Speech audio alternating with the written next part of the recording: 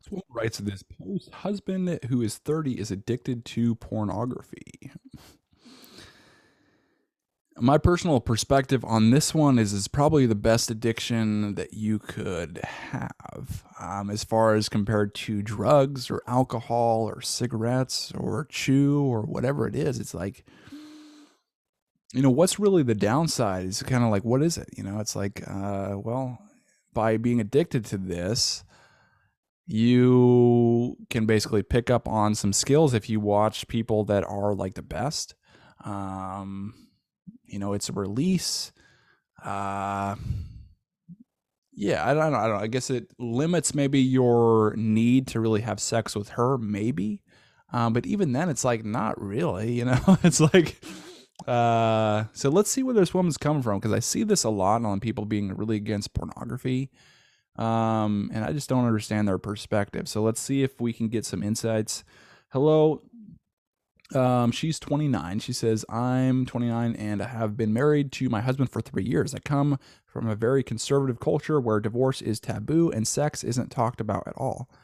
And so that's not necessarily healthy. And so it's like, if you're never talking about sex, it's like, well, that really, um, eliminates a lot of the excitement factor. And I know you don't talk about sex, but it's like I'm sure you want to feel like you're sexy and you're loved and desired. And so it's like if you're saying, hey, don't ever talk about sex or don't ever do this, and it's like, well, it just basically puts up a guard for him to make you feel sexy. And so it's not really going to help you feel that thing that you really need in a relationship. But we do live in the USA. I met my husband through family friends about 5 years ago, and he was eager to pursue me. Okay.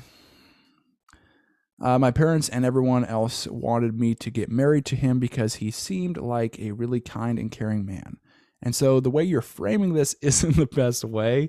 So as you're saying, like, he's pursuing me and I was pressured into marrying him. I said yes, and after we got married, he changed a lot. Or you just didn't know him well enough.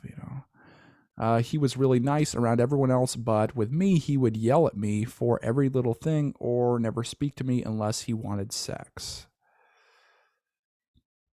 He also would go out to clubs and meet other women. Yeah, that's not cool. I think he has cheated on me, but I don't have proof. Okay, so this seems to be where this is kind of coming from. It's like,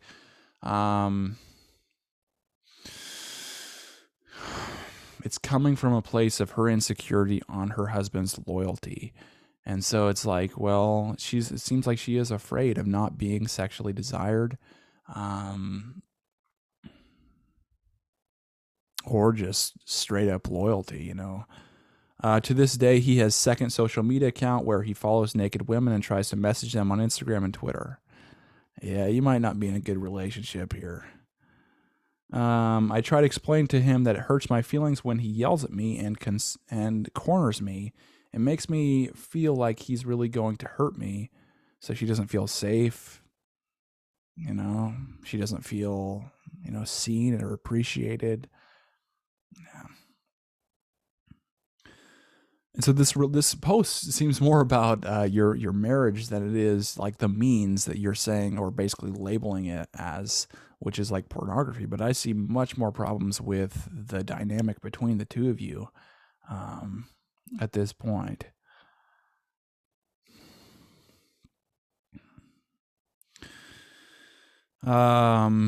He has hit me a few times, but I didn't bruise or anything. It's like, what the fuck? Get out of this relationship. That's really. These things are so minuscule. I mean, pornography is so minuscule as far as your title is so minuscule to these things that are happening to you right now. He's probably cheating on you. He's abusing you, probably verbally and physically. You don't feel like you're loved. You don't feel like you're appreciated. You don't feel like you're understood because you've been trying to talk and express your feelings, and he basically just brushes you off. And you don't feel safe around him because he's like this abuse. Yeah, I mean, this is a horrible relationship. I mean, you've got the three main pain points that are not being fulfilled. And so I can tell that you're going through some suffering right now. And so it's like this is enough to just get out. And so it's like, it's going to be difficult. You're probably going to have to go into the uncertainty of being single, of leaving somebody, of starting new.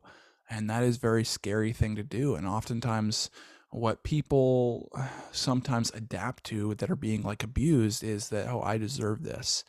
And so they stay in the relationship, thinking that they can't do any better.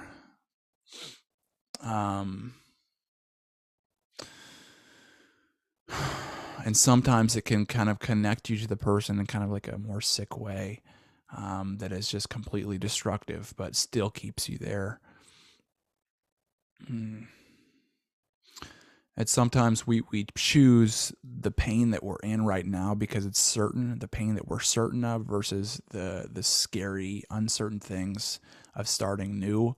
But you have to overcome that fear, and just really jump in and start over and get out of this relationship. And maybe see if you can find some support. And I'm bringing that up because it's like you started this post out with saying your whole family basically pressured you into being in this relationship with him. And so I'm wondering if you have any kind of support system that can really help you through this. Or do you not have a support system, and that's why you're writing this post, because you're just trying to get some kind of feedback? And so I would say, see if you can find maybe a friend or something that's really a safe person you can be with, and then just really consult them, not necessarily from advice, but just kind of someone who's there for you and when things get tough. But I would say in this context and these kind of factors in this relationship, you need to get out.